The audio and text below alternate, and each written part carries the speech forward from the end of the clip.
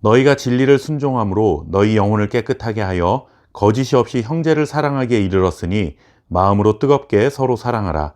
너희가 거듭난 것은 썩어질 씨로 된 것이 아니요 썩지 아니할 씨로 된 것이니 살아있고 항상 있는 하나님의 말씀으로 되었느니라. 아멘.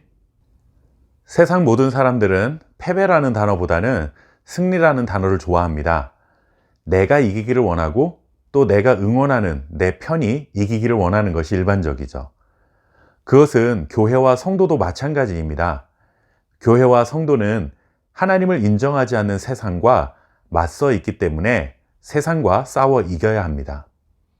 물론 이 싸움은 세상 사람들이 싸우는 것처럼 물리적인 힘과 어떤 무기를 가지고 상대방을 힘으로 제압하는 싸움은 아닙니다.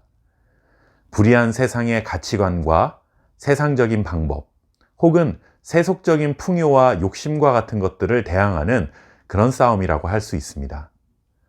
모든 싸움이 그렇듯이 교회와 성도들이 싸워야 할 이 싸움에서도 승리하기 위해서는 좋은 무기가 있어야 하겠죠.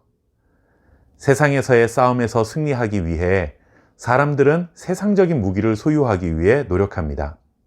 돈, 명예, 권력, 건강, 지식, 인기 등과 같은 것들을 자신의 무기로 만들려고 합니다. 그러나 우리가 싸워야 할 이 싸움은 이런 것들이 무기가 될 수 없는 싸움입니다. 세상의 싸움과는 본질적으로 다른 싸움이기 때문에 당연히 무기도 달라야 합니다. 그렇다면 우리가 가져야 할 무기는 과연 무엇일까요? 베드로는 그 비결이 바로 말씀에 있다는 사실을 우리에게 알려주고 있습니다. 24절과 25절 말씀을 보시면 모든 육체는 풀과 같고 그 모든 영광은 풀의 꽃과 같으니 풀은 마르고 꽃은 떨어지되 오직 주의 말씀은 세세토록 있도다 라고 전하고 있습니다. 영원하지 않은 이 세상과 맞서 싸워 이길 수 있는 유일한 무기는 영원한 하나님의 말씀밖에 없다는 것이죠. 그렇다면 우리는 말씀으로 세상을 이긴다라는 말이 무슨 의미일지 생각해 보아야 합니다. 솔직히 하나님을 믿지 않는 사람들에게 하나님의 말씀을 아무리 전해도 그들은 그 말씀을 하나도 두려워하지 않습니다. 그런데 정말 신기한 것은 세상이 하나님의 말씀을 두려워하지는 않지만 하나님의 말씀대로 살아가는 사람들에게는 두려움을 갖는다는 것입니다. 하나님의 말씀은 다 거짓이라고 나는 그런 거 없어도 얼마든지 잘 살 수 있다고 떵떵거리는 사람이라도 세상의 가치관과 방법이 아닌 진리이신 하나님의 말씀에 순종하여 살아가는 진짜 하나님의 자녀들 앞에서는 고개를 숙인다는 것이죠. 오늘날 교회와 성도들이 세상 앞에 비웃음거리가 되고 때로는 조롱거리가 되는 경우들이 참 많습니다. 이유가 무엇일까요? 교회가 건물이 부족하거나 아니면 성도 수가 부족해서, 아니면 교회 다니는 사람들의 사회적인 지위가 매우 낮고, 아니면 가난해서일까요? 그렇지 않습니다. 진리를 말하기는 하는데 진리를 따라 순종하는 삶을 살지 않기 때문입니다.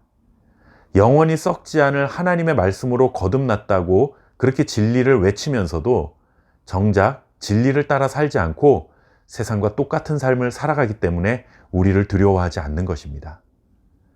베드로는 너희를 거듭나게 한 것은 썩지 않을 하나님의 말씀이다. 그리고 이 말씀이 살아계셔서 언제나 너와 함께 하고 있으니 너희는 진리의 말씀에 순종하며 의의 길, 진리의 길을 걸어가야 한다라고 교훈하고 있는 것입니다.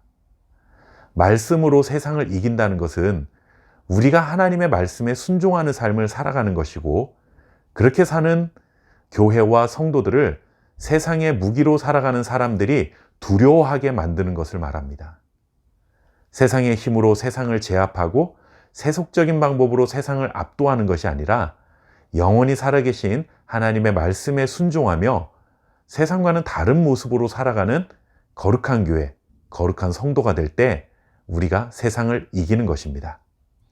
그렇게 멋진 승리를 거둘 수 있는 복된 하루를 살아가시기를 바랍니다.